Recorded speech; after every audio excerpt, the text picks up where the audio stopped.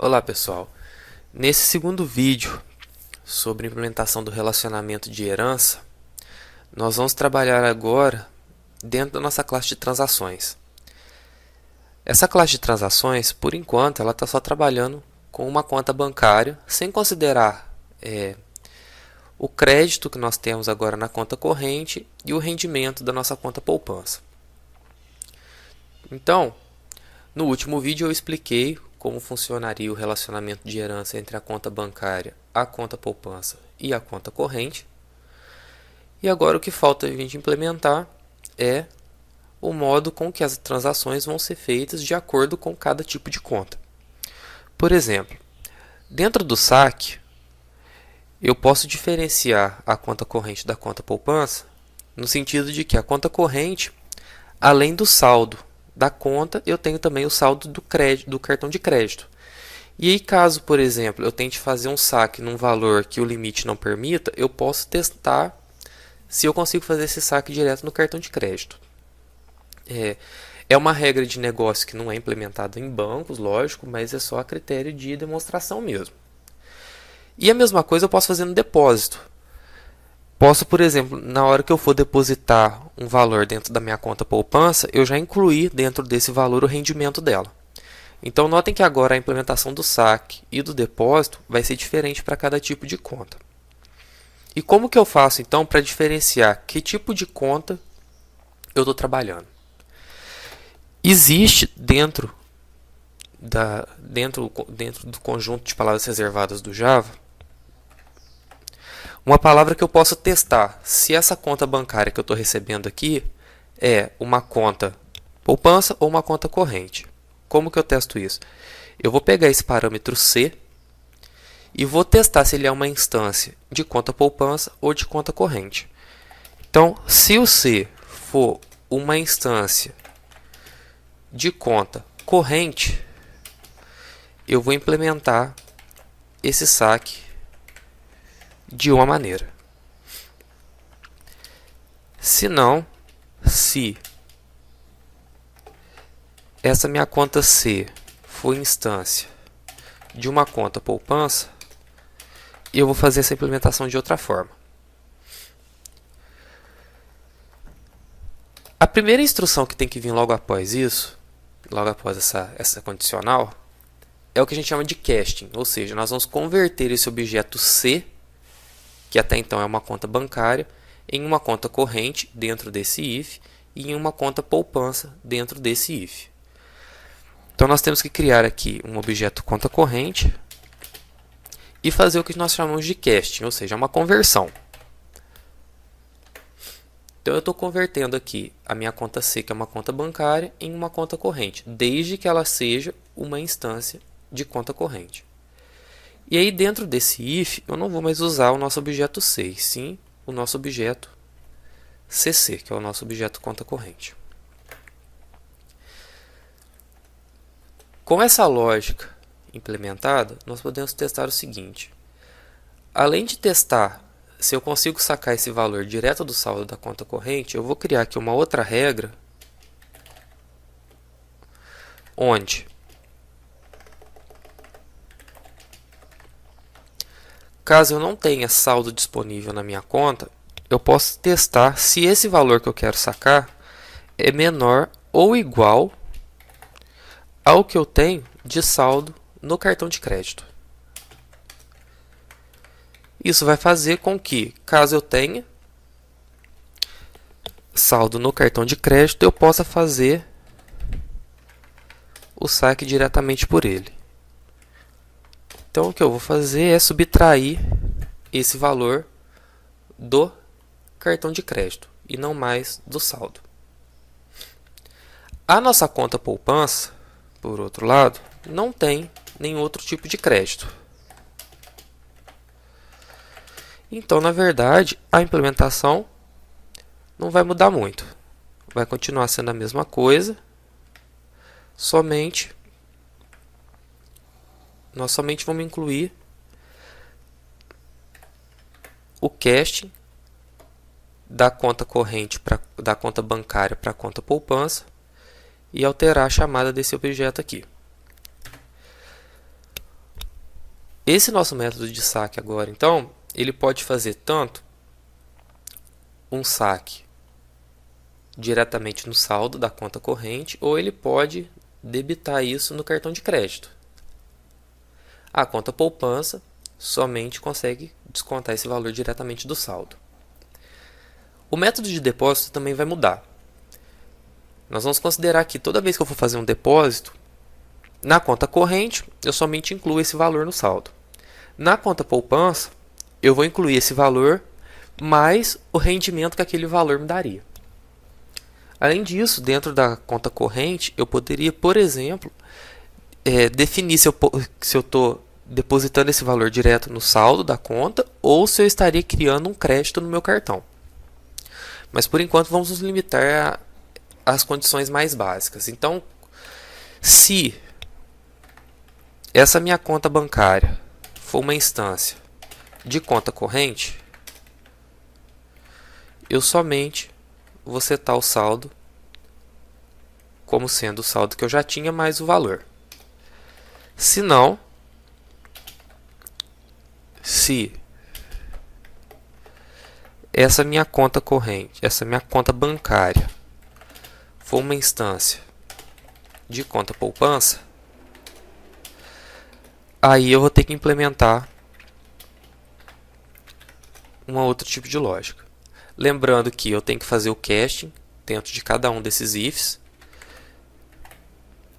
Então aqui eu vou ter que fazer novamente o casting e aqui trocar a chamada desse objeto. Porque se eu estou considerando que esse objeto é uma instância de conta corrente, eu tenho que fazer esse casting para que a lógica, para que a implementação não tenha problema. E aqui fazer o casting para a conta poupança. Na conta poupança, eu vou creditar o valor, mas também vou creditar o valor acrescido do rendimento da minha poupança. Lembrando que aqui nós temos que corrigir, porque aqui nós não temos conta corrente, nós temos conta poupança. E a implementação ficaria desse jeito. Então notem que quando eu tiver uma conta corrente sendo passada para o nosso método de depósito, eu somente vou acrescentar esse valor no saldo. Quando eu tiver uma conta poupança, eu vou acrescentar o valor mais o rendimento que essa conta poupança me gera. Com isso, eu consigo implementar um mesmo método para filhas dessa nossa classe conta bancária diferentes. Essa é uma maneira de se criar a camada de controle. Eu poderia, por exemplo, criar duas classes de transações, a transação de conta corrente e a transação de conta poupança, seria uma outra maneira de implementar. A ideia aqui é somente concentrar todas as regras de negócio num método só. Isso, em alguns casos, dependendo do tamanho do projeto, torna-se confuso, mas para um projeto pequeno como esse, é até mais prático. Agora a gente precisa testar se isso está valendo. Então nós vamos entrar aqui na nossa classe main. Nós já temos aqui a conta corrente e a conta poupança criadas. E o que eu vou fazer? A minha conta corrente e a minha conta poupança, elas inicializam com saldo igual a 0. Se nós abrirmos o construtor delas aqui, ambas estão chamando o construtor da classe mãe delas, que é o construtor da classe conta bancária. E na conta bancária, nós temos o saldo inicializado com 0. Ou seja, se eu tentar fazer um saque na minha conta corrente, eu estou com o saldo zerado, porém a conta corrente inicializa o saldo do meu crédito com 1.000. Então, se eu tentar fazer um saque de R$200, eu não tenho saldo, mas eu tenho crédito. Então, o que vai acontecer é que eu vou continuar com 0 de saldo, porém eu já não vou mais lançar o limite excedido exception. Esse limite excedido exception, na conta corrente, só vai ser lançado caso eu não tenha mais saldo na conta e não tenha mais crédito no cartão. Aí sim esse limite excedido é lançado. E a minha conta poupança também vai ter o saldo inicializado com 0, porém quando eu fizer um depósito nela, o valor tem que ser acrescido do rendimento, que no caso da conta poupança é inicializado com 1%. Então, se por exemplo, se eu fizer um depósito de R$100 na minha conta poupança, o meu saldo vai ficar em 101. Vamos fazer esse teste. A primeira coisa a fazer então é instanciar aqui a nossa classe de transações.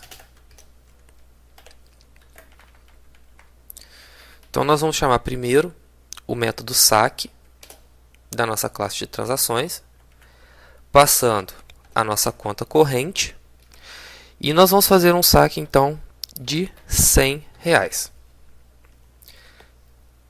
Quando você chamar o método de saque, assim como eu expliquei no vídeo de tratamento de exceções, vocês vão ver que ele exibe um erro onde define que tem uma exceção que esse método lança que não foi tratada. E o que nós temos que fazer é colocar esse método dentro de um bloco try-catch. No método catch, no bloco catch, nós vamos chamar o método exibe mensagem de erro lá da nossa view, exibindo a mensagem que a nossa exception lança. Ok? E, para finalizar, nós vamos tentar fazer um depósito na nossa conta poupança de R$100 também. Então, no final, dada a lógica que nós implementamos, a nossa conta corrente vai ficar com 0 de saldo, vai continuar com 0 de saldo, não deve lançar o limite excedido exception, porque esse R$100 vai ser descontado do crédito. Então, ele vai ficar com 0 de saldo e 900 de crédito, dado que o crédito é inicializado com 1.000 e nós vamos debitar 100.